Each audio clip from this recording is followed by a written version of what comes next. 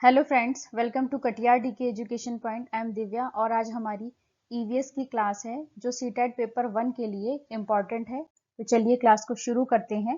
Question number 1 है हमारा, अचार से भरने से पहले कांच के जार और बोतल को धूप में अच्छी तरह से सुखाया जाता है, ऐसा क्यों किया जाता है?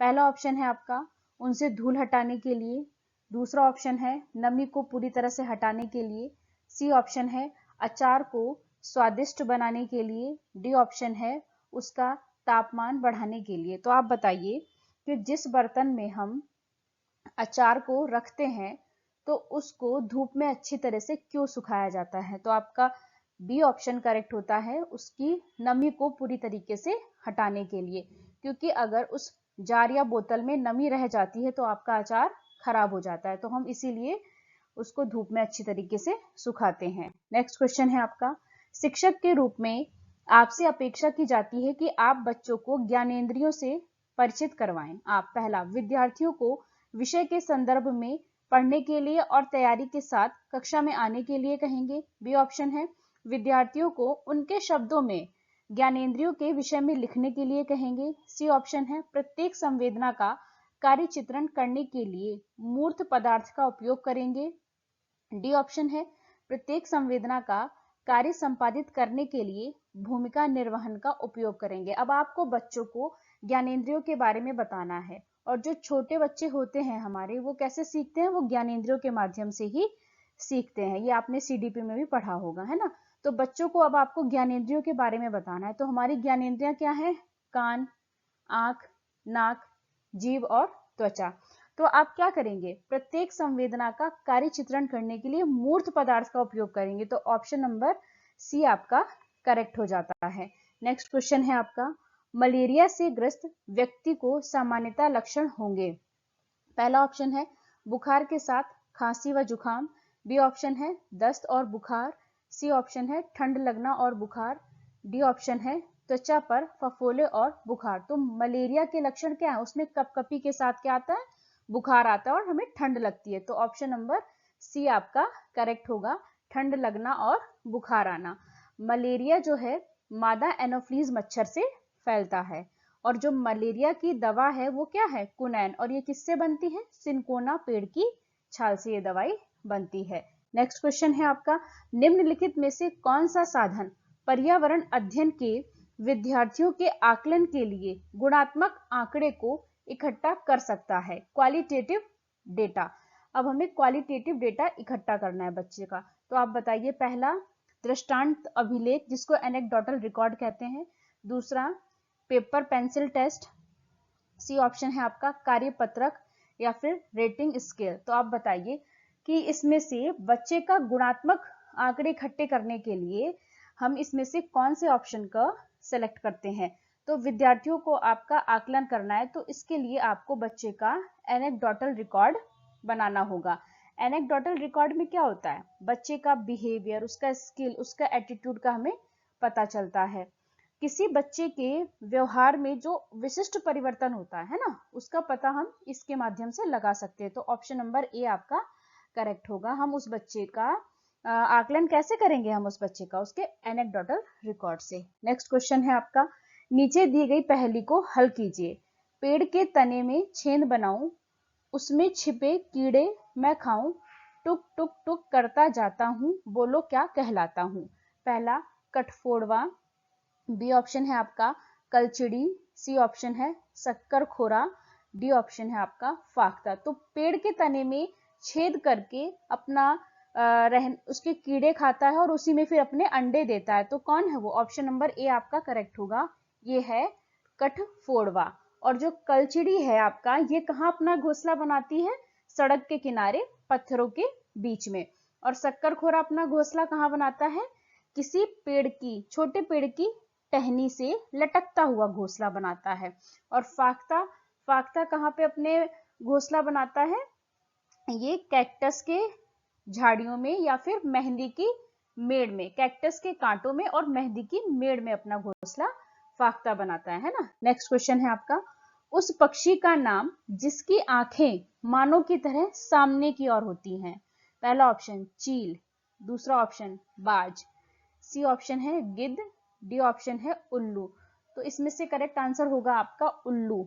उल्लू ही एकमात्र ऐसा पक्षी है जिसकी आंखें मानव की तरह सामने की ओर होती है, वरना जितने भी पक्षी हैं सबकी आंखें किधर होती हैं, सिर के दोनों तरफ होती हैं, लेकिन उल्लू की आंखें जो होती हैं वो सामने की तरफ होती हैं। और उल्लू कहाँ मिलता है, ये उल्लू ज्यादातर सुनसान जगह पर और सूखे पेड़ों पर रहते हैं, है ना, जो सूखे हुए पेड़ होते हैं वहां पर ये रहते हैं।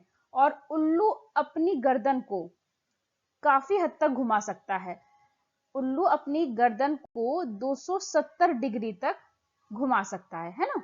नेक्स्ट क्वेश्चन है आपका, पर्यावरण अध्ययन की पाठ्य पुस्तक में एक पाठ लोगों के विस्थापन पर जिसका शीर्षक है हमारे लिए कोई स्थान नहीं, यह बच्चों को जानकार और संवेदनशील बनाने के लिए उद्देशित है। पहला, उन लोगों की पीड़ा के बारे में जिन्हें उनकी जन्मभूमि से विकास के नाम पर विस्थापित कर दिया गया। बी ऑप्शन, कि देश के विकास हेतु लोगों का विस्थापन आवश्यक है। सी ऑप्शन, कि शहरीकरण लोग कूड़ा करकट उत्पन्न नहीं करते, कि शहरी लोग कूड़ा करकट उत्पन्न नहीं करते हैं, शहर झुग्गियों के कारण गंदे हैं। डी ऑप्शन, कि एक बड़े शहर में ग्रामीण लोगों का जीवन बेहतर होगा। तो आप बताइए कि इसमें से करेक्ट आंसर क्या होगा। तो इसमें आपका ऑप्शन नंबर ए करेक्ट होता है कि उन लोगों की पीड़ा के बारे में बताना जिनको उनकी जन्मभूमि से डेवलपमेंट के नाम पर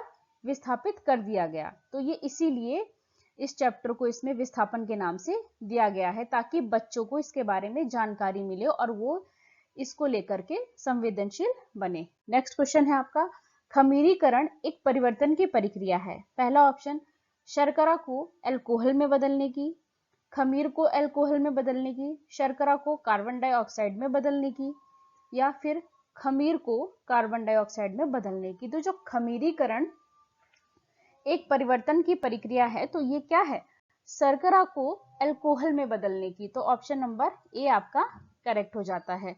नेक्स्ट क्वेश्चन है आपका, निम्नलिखित में से सही कथन का चयन कीजिए।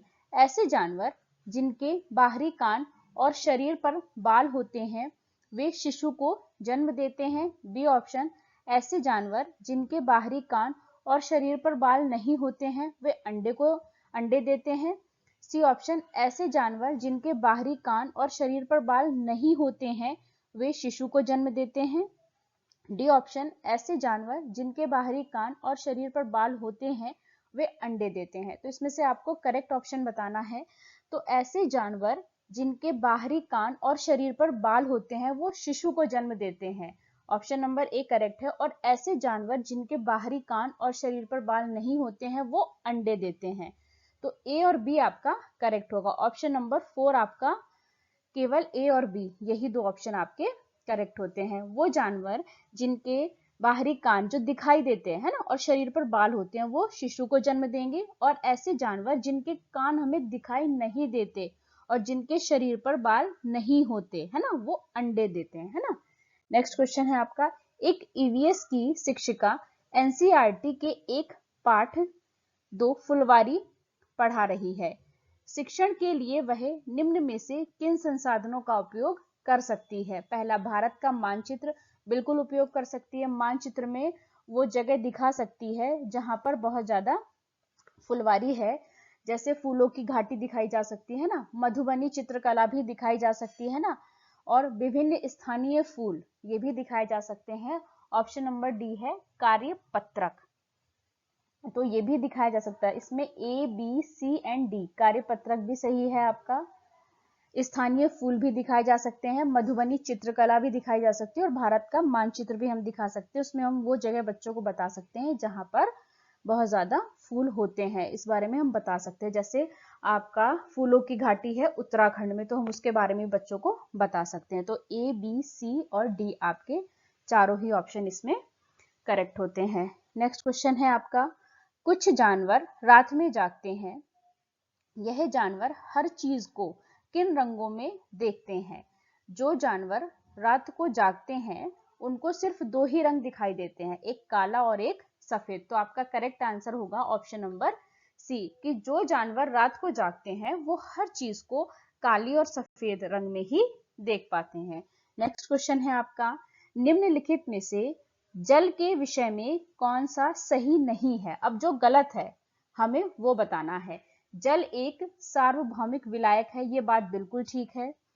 इसमें विभिन्न पदार्थों को घोलने की क्षमता होती है, ये बात भी बिल्कुल ठीक है। जल का घनत्व 100 डिग्री सेल्सियस पर अधिक होता है, नहीं, ये ऑप्शन आपका गलत है। पदार्थों की तीनों अवस्थाओं में जल विद्यमान होता है, ये बात भी आपकी ठीक है। तो जल का जो घनत्व है वो कितना 100 डिग्री सेल्सियस पर होता है क्या? नहीं, वो कितना होता है? 4 डिग्री सेल्सियस पर सर्वाधिक होता है। तो ये ऑप्शन नंबर सी आपका गलत होगा।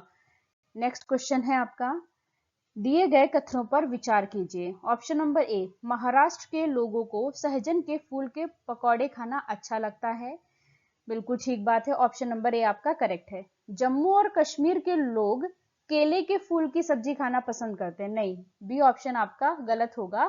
केले के फूल की सब्जी केरल के लोग खाना पसंद करते हैं, है ना, तो बी ऑप्शन आपका गलत हो गया। ऑप्शन नंबर सी क्या है, उत्तर प्रदेश में रहने वाले लोग कचनार के फूलों की सब्जी खाते हैं, ये भी बिल्कुल ठीक है। तो ए एंड सी आपका करेक्ट होता है। तो ऑप्शन नंबर 4 ए और सी आपका ठीक है।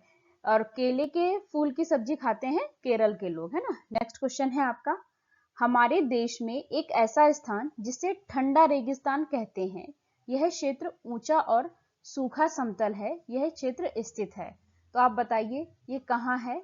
ऑप्शन नंबर डी आपका करेक्ट होगा। लेह लद्दाख के बारे में यहाँ पे बात की जा रही है। लेह लद्दाख को ठंडा रेगिस्तान भी कहा जाता है। नेक्स्ट क्वेश्चन है आपका, स्लॉथ के विषय में नीचे दिए गए विषयों पर विचार कीजिए। स्लॉथ लगभग 20 घंटे वृक्ष से उल्टे सिर लटककर मस्ती से सोता है। ऑप्शन नंबर बी, स्लॉथ जिस वृक्ष पर रहता है उसी के पत्ते खाकर अपना पेट भरता है, इससे कहीं और जाने की आवश्यकता नहीं होती है। ऑप्शन नंबर सी क्या है, स्लॉथ की आयु लगभग 20 वर्ष होती है और इतने समय में यह केवल 2 वृक्षों पर ही जाते हैं। तो स्लॉथ के बारे में जो ये 3 स्टेटमेंट दिए गए हैं, इसमें से पहला क्या है, स्लॉथ 17 घंटे सोता है और यहाँ पे क्या दे रखा है 20 घंटे, तो ये गलत हो गया। ये ऑप्शन आपका गलत हो गया। स्लॉथ जो है 17 घंटे पेड़ से उल्टा लटक कर सोता है, ठीक है।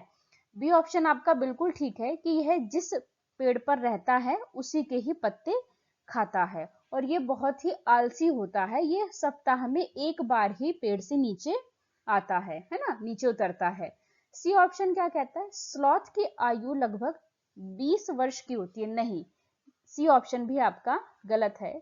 जो स्लॉथ है इसकी आयु जो है वो 40 वर्ष की होती है और इतने समय में यह केवल 2 वृक्षों पर जाता है, ये भी गलत है। इतने समय में यह 8 वृक्षों पर ही जा पाते हैं, ठीक है। तो ऑप्शन नंबर बी आपका केवल करेक्ट होगा इसमें। वीडियो अच्छी लगे तो लाइक करें, शेयर करें, चैनल को सब्सक्राइब करें। Thanks for watching this video.